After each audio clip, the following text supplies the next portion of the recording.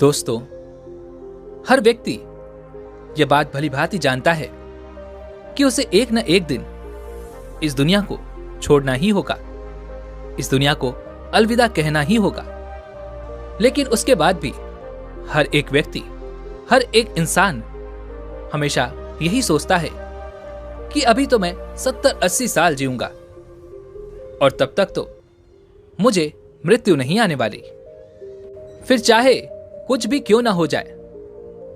हम में से अधिकांशतः लोग इसी सोच के साथ अपना पूरा जीवन जीते हैं, लेकिन इसके पीछे जो वास्तविकता है उस पर आपका ध्यान कभी नहीं जाता। भले ही आप यह मानते हो कि आप कम से कम 70-80 साल जिएंगे ही, लेकिन वास्तविक तौर पर देखा जाए तो हम में से हर एक व्यक्ति, हर एक सांसें जो गिन रहा है, जो ले रहा है, ये खत्म होती जा रही हैं। और कब ये खत्म हो जाएंगी ये किसी को नहीं पता। कब कौन सी सांस हमारी आखिरी सांस बन जाए ये हम में से कोई नहीं जानता। हम मनुष्य जब से जन्म लेते हैं तब से पल पल मरते ही रहते हैं, लेकिन हम इस बात से बेफिक्र होकर अपने जीवन में मगन रहते हैं और हम इस चीज की अनुभूति भी कभी नहीं कर पाते। और इसका एकमात्र कारण है हमारी संवेदना के स्तर से हमारा शरीर, हमारा दिमाग बहुत नीचे होता है। और जिस दिन हमारी संवेदना का स्तर ऊपर उठ जाएगा उस दिन हमें इसे एहसास कर पाएंगे और इसकी अनुभूति भी हमें अवश्य होगी कि हम किस तरह से एक एक पल, एक एक दिन मरते जा रहे हैं। दोस्तों, आज की जो कहानी मैं आपको सुनाने वाला हूं, इस कहानी में एक ऐसा प्रश्न है जिसका जवाब आप भी जानना चाहते होंगे। आपके मन में भी यह सवाल अवश्य उठा होगा, लेकिन अब तक आपको इसका जवाब नहीं मिल पाया होगा। बहुत समय पहले की बात है, किसी नगरी में दो जुड़वा भाई रहते थे। दोनों जुड़वा भाई आपस में बहुत प्रेम करते थे। उनके बीच का जो संबंध था वो बहुत मजबूत था। दोनों एक दूसरे की कदर करते थे, दोनों एक दूसरे का सम्मान किया करते थे। उनमें से जो बड़ा भाई था वह बहुत ही कामयाब इंसान था, अर्थात उसके पास वह सब कुछ था जो वह चाहता था। धन, दौलत, वैभव, सारी सुख सुविधाएं। वहीं पर जो दूसरा भाई था उसके पास धन दौलत तो नहीं थी, लेकिन उसने मान सम्मान बहुत कमाया था। वह थोड़ा गरीब था पर अपने जीवन से संतुष्ट था।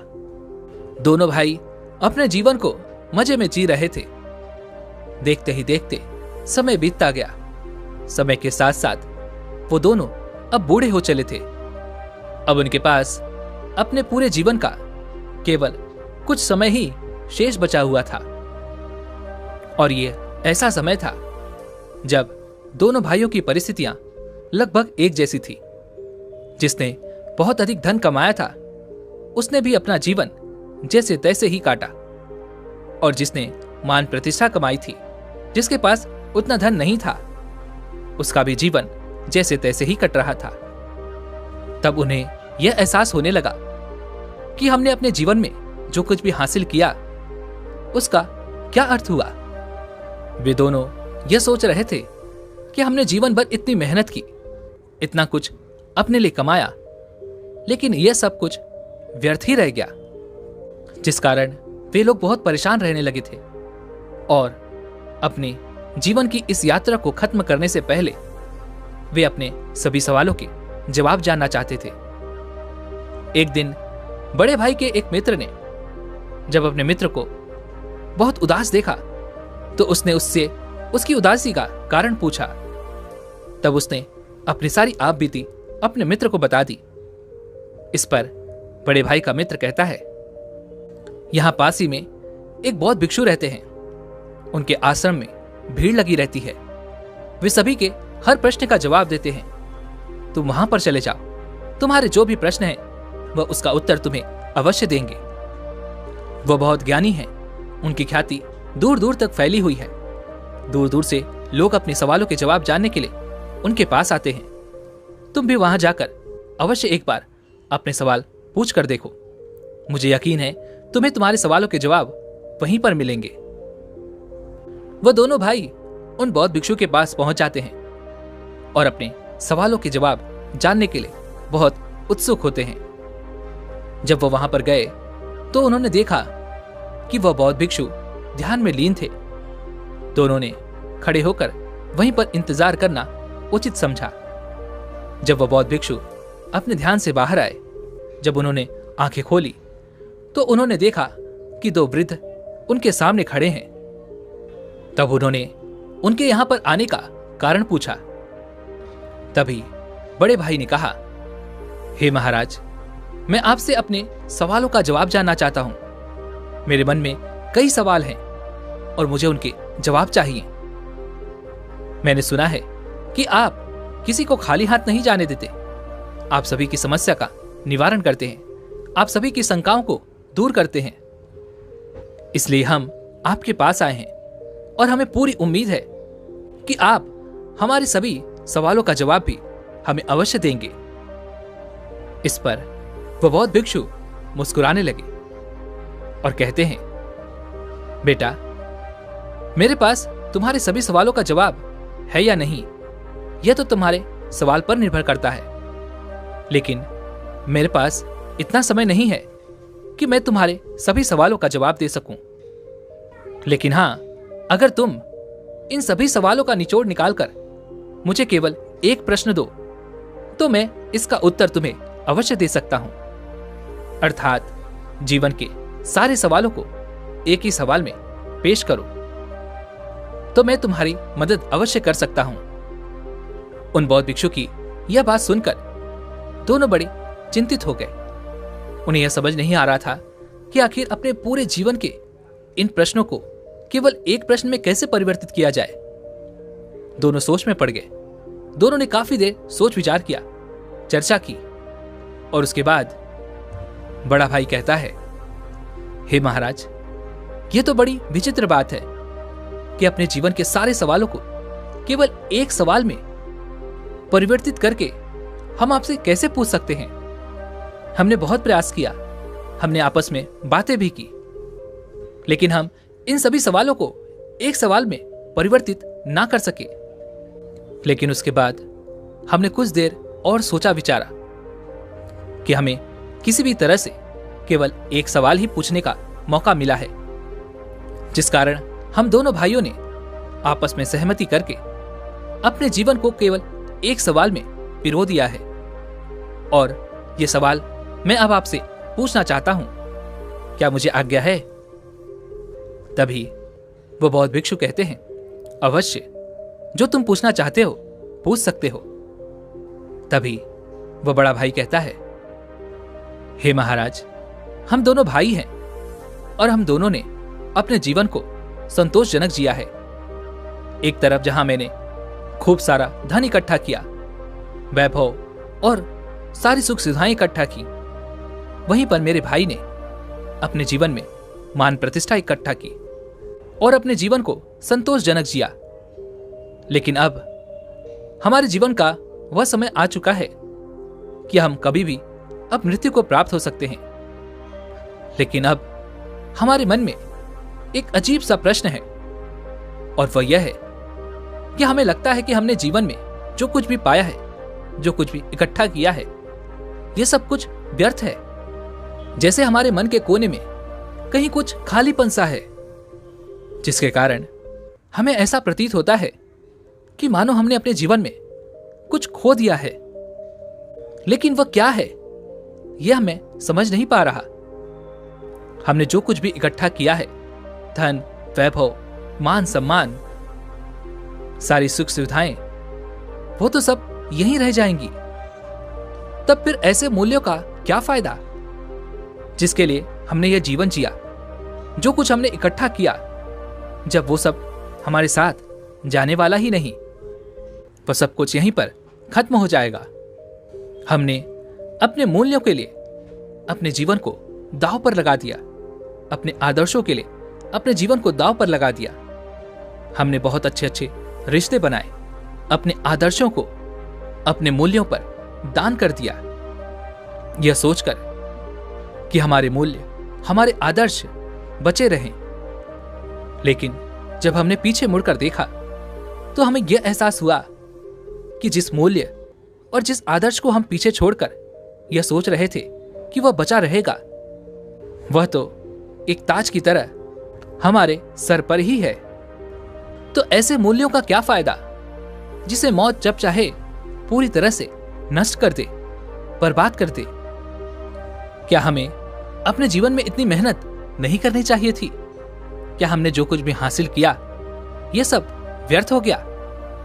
और जीवन के जिस दौर पर इस समय हम खड़े हैं, हमें यह एहसास हो रहा है कि हम असली सत्य को पहचान ही नहीं सके, और वह असली सत्य क्या है यह भी हम नहीं जानते।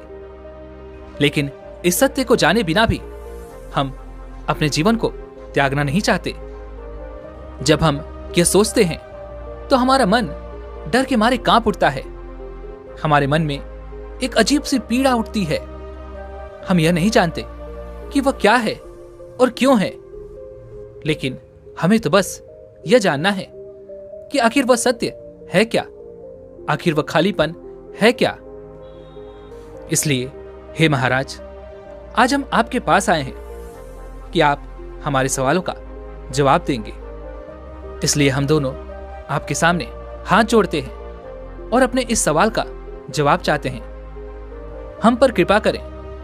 हम जानना चाहते हैं कि इंसान के आदर्श, इंसान की मूल्य, इंसान के जीवन जीने का तरीका आखिर कैसा होना चाहिए, ताकि वह अपने बुढ़ापे में सभी सवालों से मुक्त हो सके, जिससे अंतिम समय में उसके मन में कोई दुविधा ना हो, वह खुशी खुशी अपने प्राणों को त्याग सके।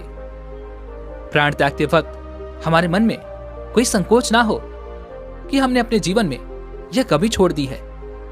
हमें तो बल्कि यह खुशी होनी चाहिए कि हमने जीवन में जो कुछ भी किया वह बहुत अच्छा था।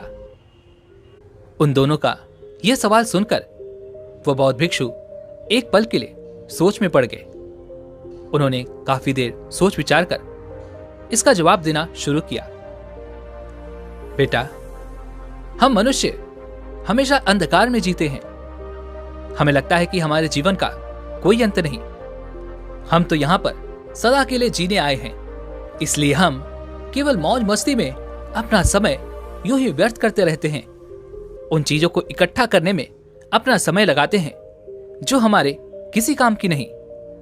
और जब तक हम मनुष्य के जीवन में कोई बड़ी बीमारी या फिर बुढ़ापा जैसे जीवन के दौर जब तक हमारे सामने नहीं आते, तब तक तो हम अपने आप को अजर और अमर ही समझते रहते हैं।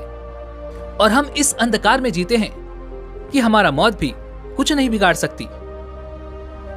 क्या तुम दोनों को कभी यह एहसास हुआ है? क्या तुम्हारे साथ कभी कोई ऐसा पल गुजरा है जब तुमने शायद ही अपने अंदर जाती और बाहर आती सांसों के बारे में ध्यान दिया हो? क्या तुमने तब कभी यह सोचा था?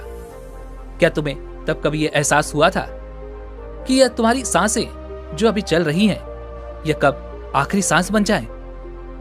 मुझे यकीन है जब तुम जवान होगे तब तुम्हारे मन में ऐसे कोई सवाल कभी उत्पन्न नहीं हुए होंगे, क्योंकि उन दिनों में हमारा मन केवल वासनाओं में लिप्त रहता है। उसे तो केवल अपनी वासनाओं की पूर्ति करनी अच्छी लगती है। उसे हमेशा बस एक ही चीज की होड़ रहती है, हमें अपने जीवन में कुछ करना है, कुछ पाना है, धन इकट्ठा करना है, मान प्रतिष्ठा, वैभव, वो सारी सुख सुविधाएं, एक अच्छा औहदा, या फिर हमें एक संतोषजनक जीवन तो जीना ही है। और इसी प्रकार हर एक मनुष्य, हर एक व्यक्ति अपने जीवन के मूल्यों को, अपने आदर्शों को अपने जीवन के हिसाब से निर्धारित करता है। जब तक सब कुछ ठीक होता है तब तक हमारे मन में कभी कोई शंका या कभी कोई प्रश्न नहीं उठता। लेकिन जैसे ही हमारे जीवन में कोई बुरा दौर आता है, कोई विपरीत परिस्थिति आती है, या फिर कुछ अनहोनी हो जाती है, या फिर जब हम किसी गंभीर बीमारी से बीमार होते हैं, या जब हमारे सामने हमारे अंतिम समय नजर आता है, उस दिन हमारे मन में यह सवाल जरूर उत्पन्न होता है कि हमारे जीवन के आदर्शों का, जीवन के मूल्य का आखिर क्या महत्व? क्या हो अगर अभी के अभी मेरे प्राण निकल जाएं, तो क्या मेरे आदर्श, मेरे मूल्य मुझे संतोषजनक मृत्यु दे सकते हैं?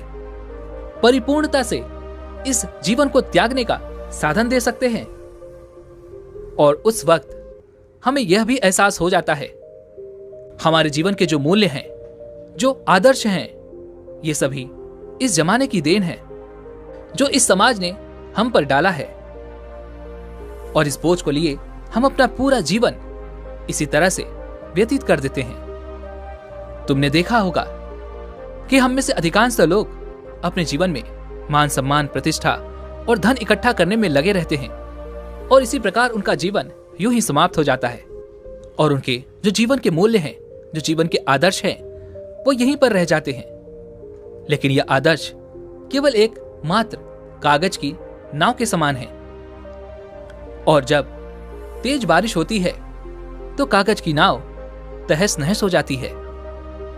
जब तक वह इंसान उस कागज की नाव में बैठा होता है और बारिश नहीं हो रही होती, तब तक वो अपने आप को सर्वश्रेष्ठ मानता है, अमर अजर मानता है। वह सोचता है कि मौत भी मेरा कुछ नहीं बिगाड़ सकती। लेकिन जब उसे इस बात का एहसास होता है कि मैंने व्यर्थ की चीजों को इकट्ठा करने में अपना पूरा समय गंवा दिया, अपना पूरा जीवन व्यर्थ कर दिया, तब तक बहुत देर हो जाती है। तब उसे यह भी एहसास हो जाता है कि जिन आदर्शों के, जिन मूल्यों के पीछे मैं भाग रहा था, वह तो एक कंकड़ पत्थर की भांति है। और आखिर समय में उसे यह भी एहसास हो जाता है कि उसने अपने जीवन में कुछ भी हासिल नहीं किया। लेकिन तब तक समय बीत चुका होता है, और हम मनुष्य के हाथों में उस समय कोई समय नहीं बचा होता, क्योंकि मृत्यु दरवाजे पर दस्तक दे रही होती है। और यही विचार इंसान के मन में पीड़ा उत्पन्न करता है, और तब उस व्यक्ति के मन में एक असंतोष की भावना उत्पन्न होती है। उसे लगता है कि उसने अपने जीवन में कुछ भी नहीं किया, जिस कारण उसके मन में एक अधूरापन सा रह जाता है, एक खालीपन सा, जिसके कारण मनुष्य कभी भी परिपूर्णता से मृत्यु को प्राप्त नहीं कर पाता। वह खुशी खुशी मृत्यु को गले नहीं लगा पाता। लेकिन असली सवाल तो यह है कि क्या सचमुच मौत को खुशी खुशी गले लगाया जा सकता है? क्या वास्तविक तौर पर परिपूर्णता के साथ, संतोष के साथ मृत्यु को प्राप्त किया जा सकता है? और अगर आपको इस सवाल का सटीक जवाब मिल जाए, तो आपको आपकी जीवन की राह मिल जाती है, क्योंकि मृत्यु ही जीवन का दूसरा पहलू है, जो आपको जीना सिखाती है, हमें जीवन जीने का मार्ग दिखाती है। जरा एक पल के लिए यह सोचकर देखो कि तुम अभी जिंदा हो, लेकिन तुम्हारी सांस जो चल रही है वो तुम्हारी आखिरी सांस बन जाए, तो उस अंतिम क्षण में तुम्हें किस बात का पछतावा होगा? एक पल के लिए यह सोचकर देखो। हो सकता है कि तुम्हारे मन में यह तकलीफ हो कि मैंने उस कार्य को अभी तक पूरा नहीं किया, मैं अभी तक अपने लक्ष्य तक नहीं पहुंच पाया, मैंने किसी से वादा किया था कि मैं ऐसा करके दिखाऊंगा, लेकिन मैं अभी तक उसे पूरा नहीं कर सका। ऐसे कई सवाल आपके मन में उठने लगेंगे, और यही सवाल, यही पीड़ा हमें दीमक की तरह खाती चली जाती है। और यदि तुमने अपने किसी कार्य को या किसी लक्ष्य को जो आपने निर्धारित किया था उसे पूरा कर भी लिया है, तब भी आपके मन में हमेशा एक प्रश्न तो शेष बचा ही रहेगा, और वह यह कि जो लक्ष्य मैंने निर्धारित किया था वह तो एक मिथ्या था, वह कोई वास्तविकता नहीं थी, वह परमानंद नहीं था। इसलिए वही कार्य, वही लक्ष्य तुम्हारे मन को पीड़ा पहुंचाता है। और तब हमारे मन में एक और सवाल उत्पन्न हो जाता है कि हमने अपने अज्ञानता के कारण अपने जीवन में एक गलत लक्ष्य चुन लिया और उसे पाने के लिए पूरी ताकत लगा दी, अपना पूरा जीवन लगा दिया। और जब तुम्हें यह पता चला कि वह लक्ष्य तो मिल गया, लेकिन वह लक्ष्य तो झूठा था। तब उस वक्त मन में जो पीड़ा उठती है वह असहनीय होती है। एक बार के लिए यह भी सोचकर देखो कि तुमने अपने जीवन में कोई लक्ष्य निर्धारित किया था और उस लक्ष्य के लिए तुम उस मार्ग पर चलते चले जा रहे हो और तभी तुम्हें यह पता चलता है जिस लक्ष्य का तुम पीछा कर रहे थे, जिस लक्ष्य को तुम पाना चाहते थे, वह लक्ष्य तो दूसरी दिशा में रह गया। जब तुम अपने जीवन के दूसरी छोर पर पहुंच जाते हो तब तुम्हें यह एहसास होता है कि जिस लक्ष्य को हम पाना चाहते थे वह तो जीवन के दूसरी छोर पर है और तुमने ही उस पर कभी ध्यान नहीं दिया, आंखें खोलकर उसे कभी देखा नहीं। तुम तो बस इस अंधकार में थे कि मुझे तो अपना लक्ष्य पाना है, इसलिए अपनी आंखें बंद करके तुम अपनी दिशा में बढ़ते चले गए, यह सोचकर कि शायद जहां पर यह रास्ता खत्म होगा वहां मुझे मेरा लक्ष्य अवश्य मिल जाएगा। लेकिन आप यह भूल गए कि यह तो जीवन है और जीवन तो हर कोई जीता है, यहां तक कि जानवर भी जीते हैं। खाना पीना तो जानवर भी खाते हैं। एक जानवर भी मेहनत करता है, अपने परिवार का पालन पोषण करता है और वह भी अपनी प्रतिष्ठा कायम रखता है। लेकिन अब सबसे बड़ा सवाल यहां पर यह भी है कि एक जानवर और एक इंसान के लक्ष्य में क्या फर्क होता है। जानवर का लक्ष्य सीमित होता है, उसे तो बस इतना ही चाहिए कि मुझे पेट भर के खाना मिल जाए और मैं आराम से अपनी जीवन को जी सकूं। इसके अलावा उसे अपना परिवार बसाना अच्छा लगता है और यही उसके जीवन का लक्ष्य होता है। वहीं पर एक इंसान यह सोचता है कि वह धन संपदा इकट्ठी कर ले, मान सम्मान, प्रतिष्ठा, एक अच्छा घर, इससे ज्यादा और कुछ नहीं। यही उनका एकमात्र लक्ष्य होता है और अगर इससे ज्यादा कुछ और करना है तो समाज में मान प्रतिष्ठा भी बढ़ा लूं, जिससे मेरा जीवन परिपूर्ण हो जाएगा। लेकिन क्या आपने एक जानवर और एक इंसान के बीच के लक्ष्य की समानता देखी? दोनों का लक्ष्य लगभग एक जैसा ही होता है।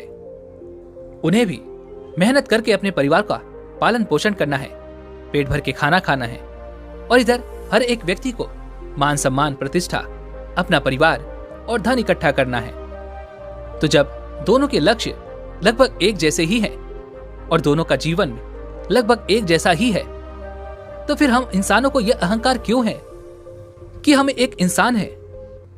हम क्यों भला अपने आप को उन जानवरों से ऊपर समझते हैं? आखिर वही जीवन हम भी जी रहे हैं और वह जानवर भी जी रहे हैं, तो फिर दोनों में फर्क क्या है? तो यहां पर इसका जवाब भी बड़ा सीधा और सरल है। एक इंसान के पास उसकी चेतना होती है, जिसकी चेतना ऊपर उठ चुकी होती है।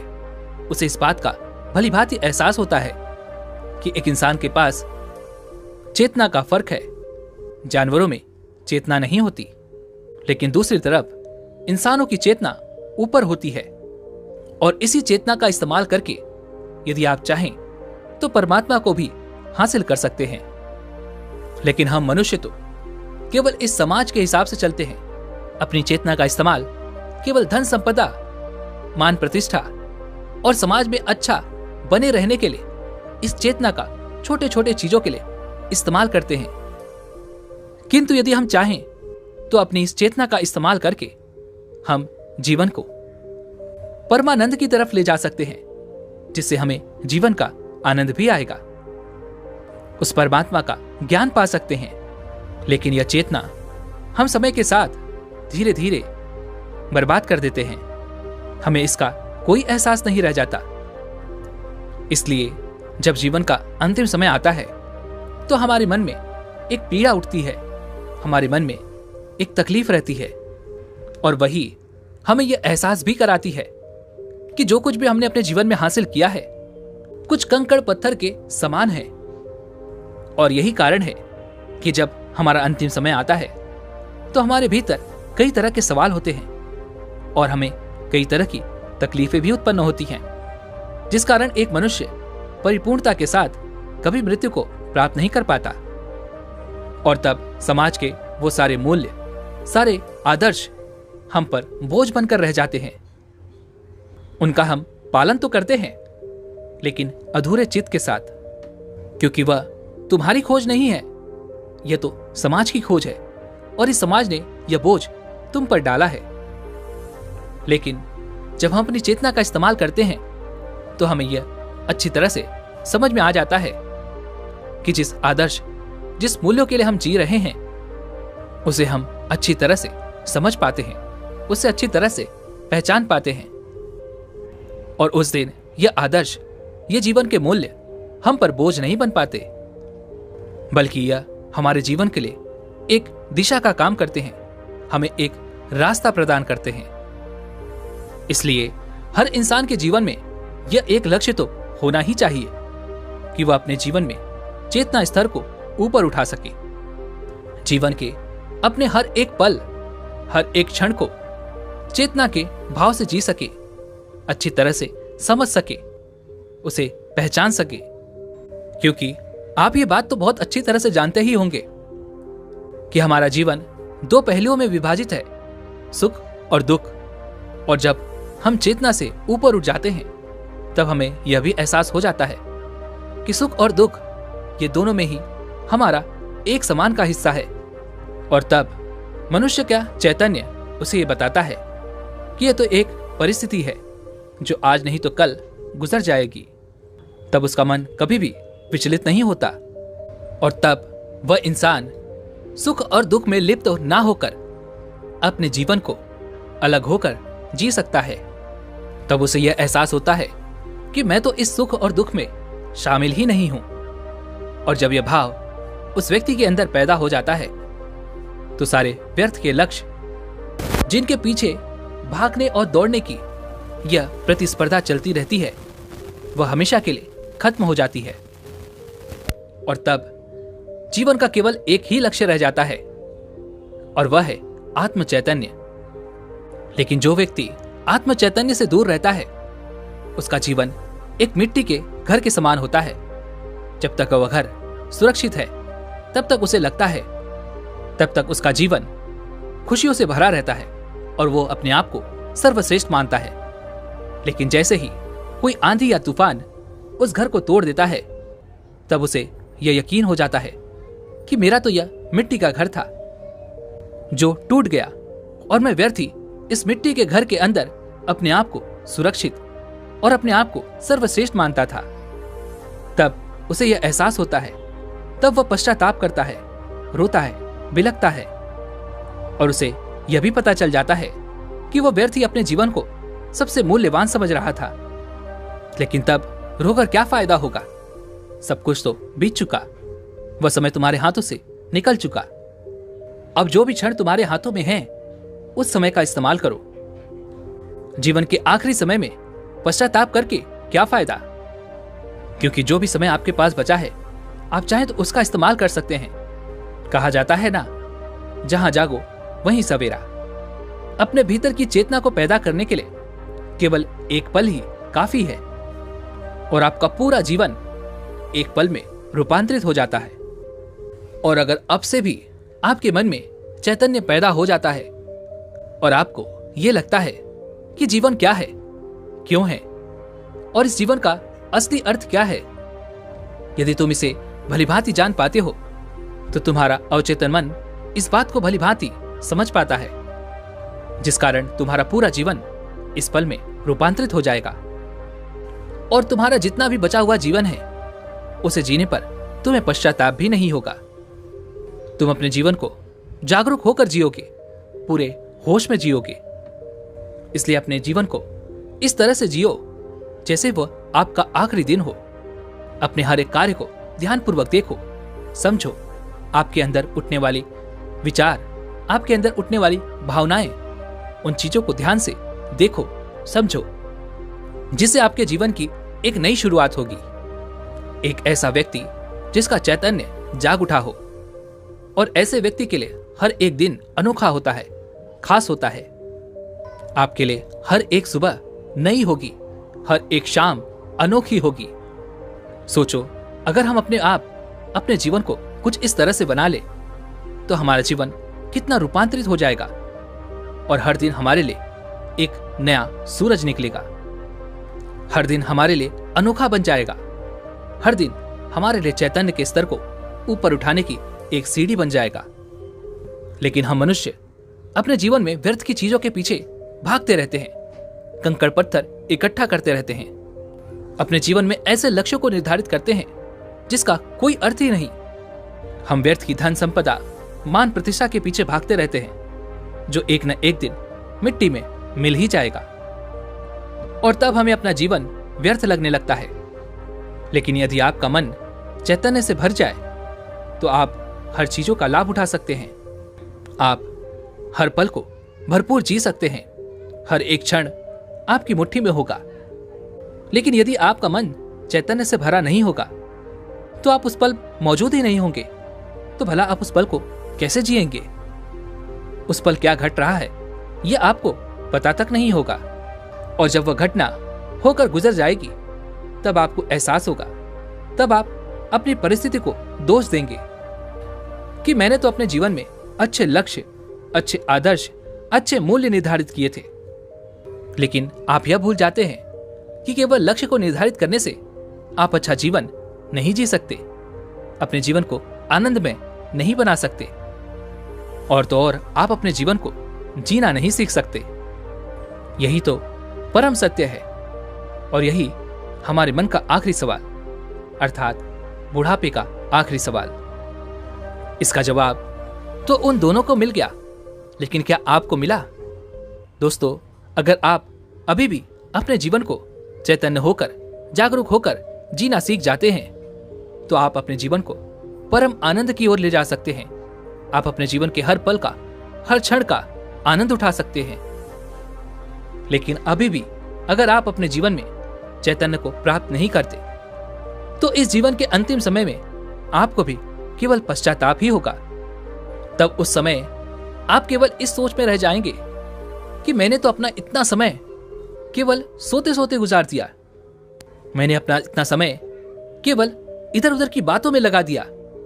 इसी प्रकार के कई सवाल आपके मन में उठने लगेंगे, और तब आपके हाथ केवल पश्चाताप ही रहेगा, क्योंकि आपका वह समय तो बीत चुका है और आप उस समय को वापस नहीं पा सकते। जब वह पल आपके हाथों से निकल चुका होगा तब आपको उसकी असली अहमियत समझ आएगी, और तब आप केवल यह सोच रहे होंगे कि अब तो केवल मेरे पास कुछ ही क्षण बचे हैं। तब आप केवल रोते बिलखते रह जाएंगे, लेकिन आपके हाथ कुछ नहीं आने वाला। इसलिए दोस्तों, आज से और अभी से अपने जीवन को जागरूक होकर जीना सीखिए। हर पल, हर क्षण को खुशी से जिए।